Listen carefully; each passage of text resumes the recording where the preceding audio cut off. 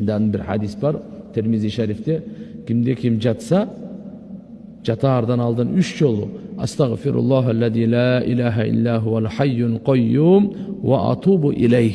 Estağfirullahellezî la ilahe illa huvel hayyul kayyum ve atubu ileyh. Estağfirullahellezî la ilahe illa huvel hayyul kayyum ve atubu ileyh. 3 yol aytıp koysa, ağa kança sowap жазылат экен? Ağa anın günөөsü океандын көбүнчөлүк болсо да кечирилет дейт.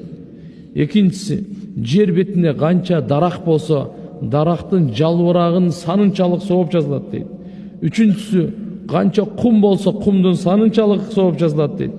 Төртүнчүсү, bu дүйнөнү Алла Таала качан жараткан, бүгүнкү күнгө чейин канча күн өттү, ошо күндүн санынчалык жазылат дейт.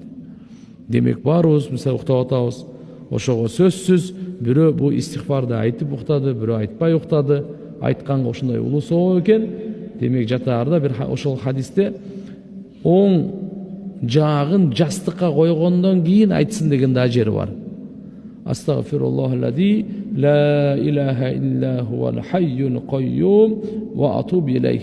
İstiğfar menen, tövbe menen Allah'dan geçirim sorap, tövbe kılıp şu sözde ayıp jata turgan bolsa, ушундай сowaptarga ээ болот экен.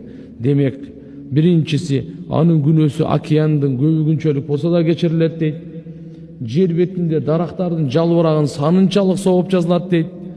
Жер бетиндеги кумдун санынчалык sowap жазылат дейт. Жана бул дүйнөнү Алла качан жаратса, ошол күндөн тартып бүгүнкү күнгө чейин канча күн өтсө, ошончолук sowap жазылат дейт. Уланды